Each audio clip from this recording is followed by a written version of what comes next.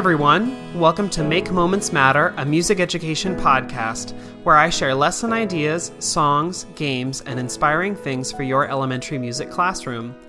My name is David Rao, and I am the music teacher who blogs at makemomentsmatter.org. This episode of the podcast is a replay containing the audio version of a Musical Mondays live video. If you're not familiar with Musical Mondays, every Monday night at 8 p.m. Eastern Time, I go live on Facebook and Instagram to share about the lessons that I'm using in class with my students. I give a recap of my kindergarten through 5th grade lessons, and then do a deep dive about one grade level and share the books, instruments, songs, and process that I use to teach the lesson to kids. This podcast episode contains all the audio from the Musical Mondays video, but if you'd like to see a replay of the video itself, you can find a link to the archived video on YouTube when you click the link in the notes for this episode. Thanks so much for tuning in. Here's the show.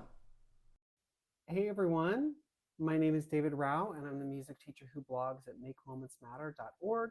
You can also find my ideas on Facebook, on Instagram, on Pinterest, on a variety of places when you search for my name, David Rao, or Make Moments Matter. Okay, so last week on my Musical Mondays video, Facebook decided to be glitchy. No, that's not true. My computer decided to be glitchy.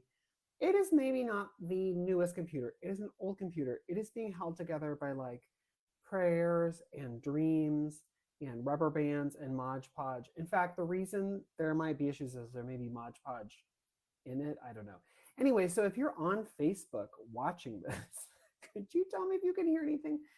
So I guess last week the microphone did not want to work. So anyway, here's hoping that it's working now. Okay, so this week on the Musical Mondays video, I'm going to be talking about vocal exploration, keeping that fresh with younger kids, and a couple new things that have been so much fun. I've been having such a great time with my kiddos, so I wanted to share this with you. Before I do that, if you hear me talk about a resource or a thing or something you're interested in, you can find more about that on my links page, which is on my blog, makemomentsmatter.org. Click the video tab, or wherever you're watching or listening to this, there's probably a direct link at the bottom of the caption. Instagram, you can find that on my LinkedIn profile.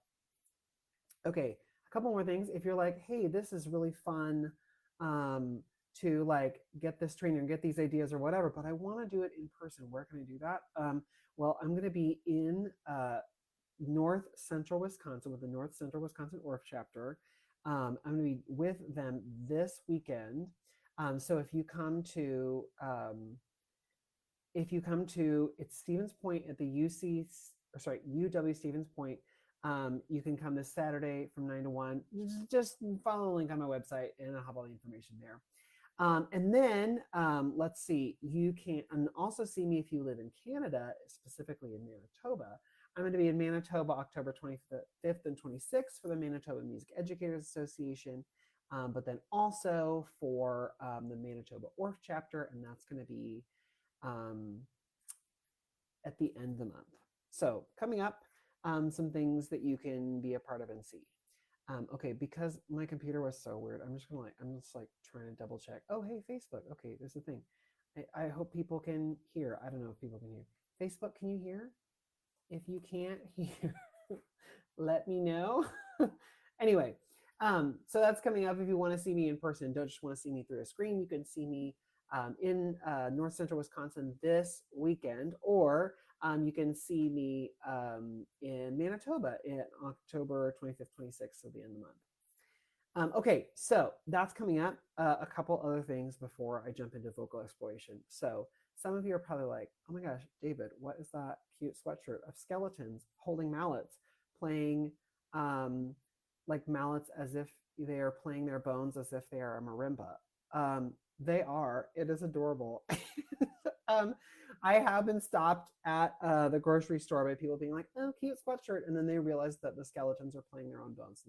Anyway, it's from Musically Minted, as all adorable musical things are.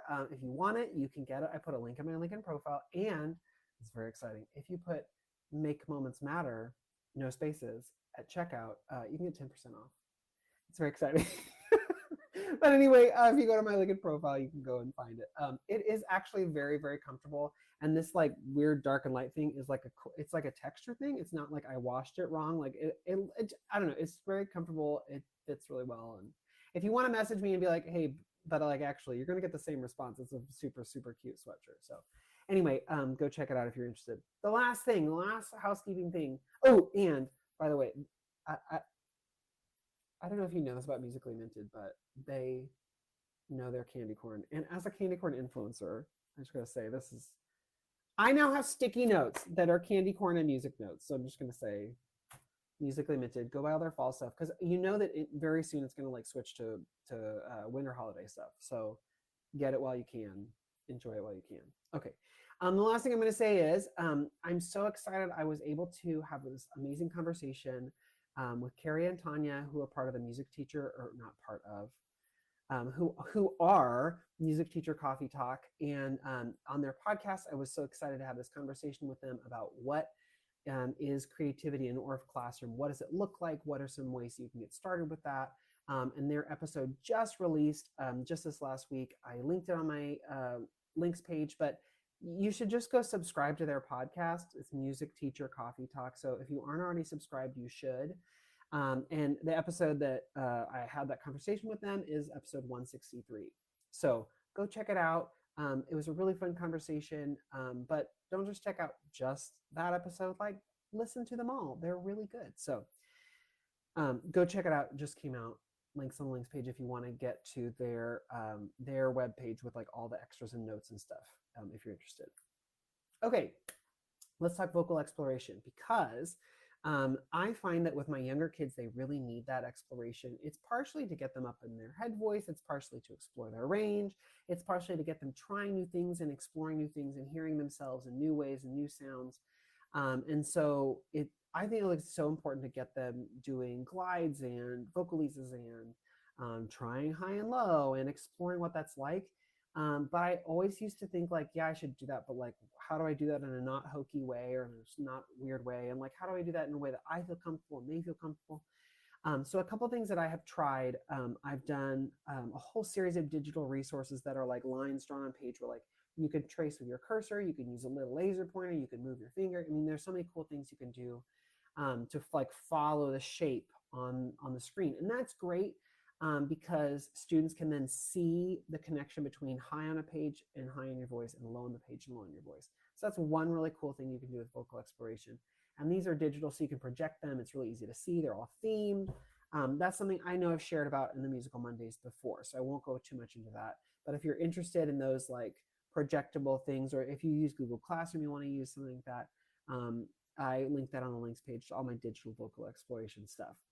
But let's talk like manipulatives, movable stuff that has been so much fun. So a couple years ago, I started this thing where in the like teacher beginning of the year, I want to say thrift store. It's not a thrift store. It's not even a garage sale. It's just like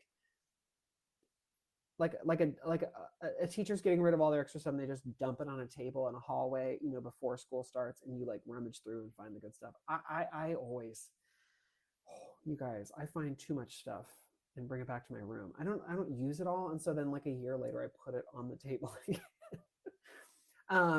But I find too many things that I'm like, this is going to be so exciting. And this is one of the things I found.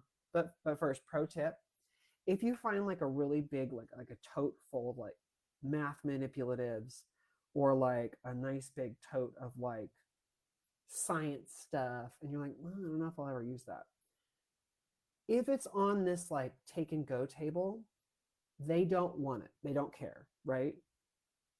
Take the tote, dump out the math stuff in the dumpster, and keep the nice tote. I'm just saying, you don't have to, if they're giving it away, you can take the tote. The tote is, and if it's like the nice plastic ones, especially if like a publishing company put it out, like they put money into that, you know. So like, if you don't want the math manipulatives, dump those out, but like keep the plastic tote, right? So anyway, okay, that's my big tip of the night. Anyway, a couple years ago, I found this like pointer with a pencil on the end. You know, like the I'm sure at Book Fair you got the ones with like the hands pointing whatever. But I like this one because it's kind of different. It's like super old school, but I call it the magic pencil. And so we do vocal explorations with these where like the pencil will go like woo, and as the pencil draws up, we let it draw our voice up. Woo, woo, woo, woo, woo, right? Just doing different things with this pencil, letting it be the way to connect our voice to the visual to the sound. And so the magic pencil is kind of fun. And then you can do not just like woo woo on like a neutral syllable or a vowel sound, but with my kinders I do like ah yee ah, like I do some of the different sounds they're trying to work on in class. So that's one thing I will do. But you can also do this thing where you take a poem and you use the pencil to tell you where it should go. So like hickory dickory dock, the mouse went up the clock struck one, the mouse came down, hickory dickory dock. I demo that for kids a couple times. I teach them a little poem, and then like in the next class period, I pull out the magic pencil and I say, now we're going to go up and down with the poem, and I'll do it a couple times, and then usually the next day, so the next time I see them, I will pull out the magic pencil again, and we do the poem going up and going down. But then I let a kid take the pencil, and they can go up and go down with their choice of where the pencil should go. So it's been super fun to go like, anything, any poem you want to do, like engine number 9 going down Chicago line, see it sparkle, see it shine, engine number 9. And I know some of you are probably really angry right now because you're like, that's not the version of engine number 9 I do. I get it. But it's a super fun way to take any poem, any story and go up and down. So just to like explore vocalizing in a different way, taking your voice going high, your voice going low. You can do the vocal glides, vocal slides, but you can only do that for so long before like you get bored and kids get bored. And so this is a fun way to sort of extend that vocal exploration with the magic pencil. It could be anything. It could be an actual literal pencil. It could be a pen. It could be whatever. But this pencil was something I got from that like teacher cast off table. So I like had to find a way to use it, reason to use it. And this is my reason. Okay. So the magic pencil is something fun you can do, but something that like, okay, you guys know I love puppets. And a couple years ago, I saw these like little finger eyeball things. And I was like, certainly there's a reason that I should have those.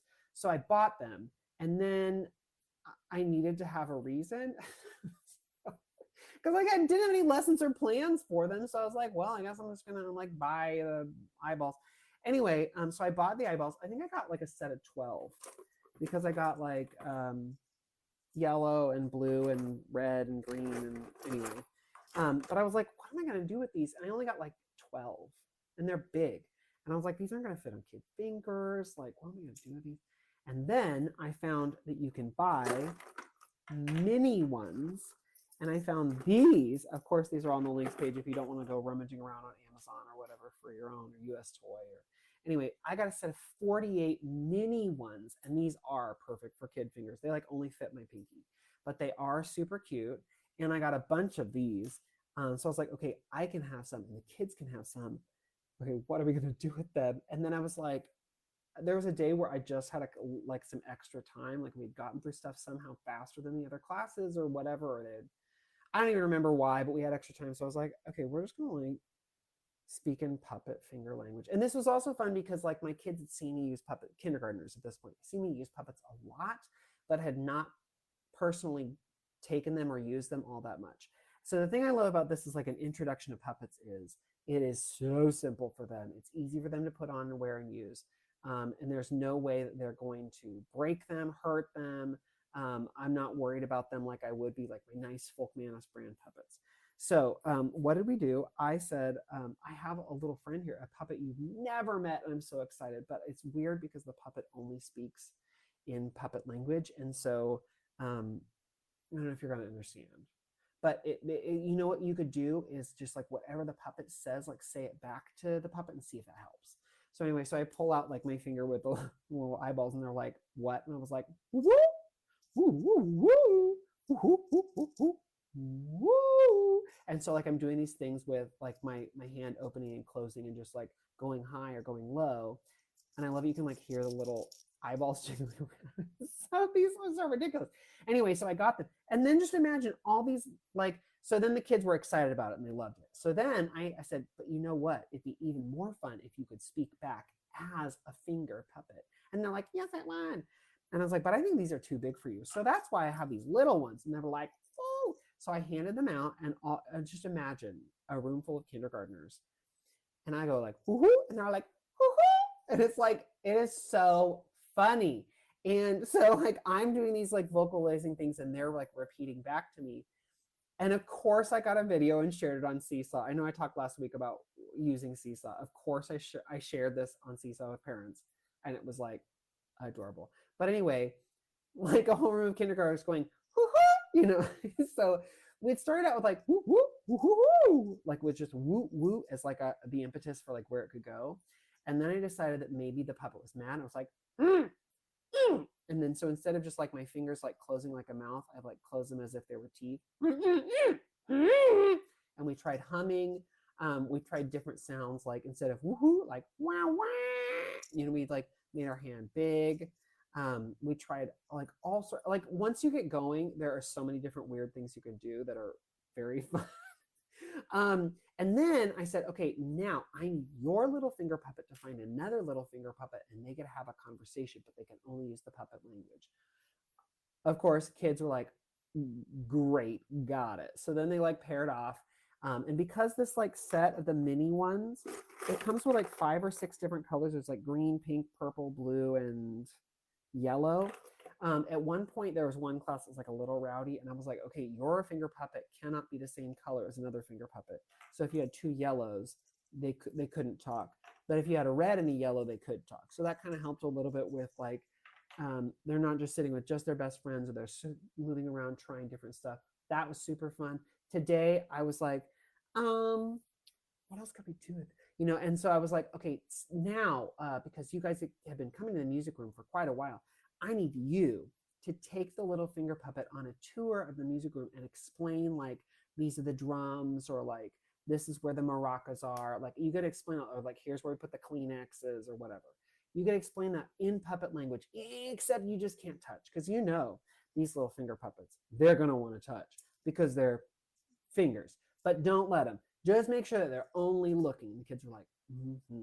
And so I gave them like, I don't know, a minute to just walk around the music room, and they were going around like, hoo-hoo, hoo-hoo, hoo-hoo. There was even one kid who went over to the maracas and took his little finger puppet and went and shook it as if it was a maraca. It was magical. So anyway, these little finger puppets, they don't cost a lot. I looked it up to put on the links page. They're not a lot. I think when I got, let me just look. Yeah, the set of 48 little finger puppets, like the kid ones, was $9. And then the big one, the set of big finger puppets, was also $9. But I think you can get a different set. I just got like 8 or 9 of these. But I think you get whatever set you want. It has just been so much fun. And again, exploring, you can go high, you can go low, you could pull the magic pencil back out and do, you know, like exploring different lines or up or down or whatever. You could have them learn a little bit of English. You could teach them the poem and they could do the poem. I mean, like whatever you want to do. But it is super duper fun. I have not yet tried 2 finger puppets where they're like talking to each other, but I have enough of these finger puppets that like I could conceivably do that. So anyway, it's just so much fun, especially when the little kids have the little like tiny finger puppets on. It's like too cute, too much fun. And they're exploring, they're trying, and they are not in their heads about it at all. So like I said, I'm doing this with kindergarten. I think I want to try it with first grade and in second grade and like see what they do. But it's just so much fun to see them and go like woohoo and have them like woo-hoo. Like it's just like the cutest thing. I keep going back to Seesaw to watch them doing it, and anyway, super fun. So if you're interested in any of these, I put the links on the links page if you want to go see the ones I use, but like use whichever ones are right for you, or if you know where you can get them from there. But they're super duper fun. So go check those out. And I put the vocal exploration like digital resources on there if you want to look through those and see what's there. Also, I put links to the Music Teacher Coffee Talk podcast and the workshops I'm coming up. And if you want to get Oh, this amazing skeleton marimba sweatshirt. Ooh, you can get 10% off if you put in Make Moments Matter at checkout. Oh, ooh, exciting. Oh, and get your candy corn everything. So anyway, this was fun doing vocal exploration. Facebook, I really hope you could hear me this week. I tried to fix the tech problems, but as I said, my computer is like on its last leg. So let's just all cross our fingers and hope that I can make it to like Black Friday to get a new one. Anyway, it's been fun sharing. If you've used these little finger eyeballs before, please leave comments about how you use them and what you do. And I will, in the future Musical Mondays, talk more about them, bring them back, and explore more ideas. But I'm just so excited. I want to use them now for everything. I think they'll come out for 5th grade this week. So anyway, thanks for coming along with me tonight. I hope this gave you some fun ideas. I hope to see you next week for another Musical Mondays video. Good night, everyone.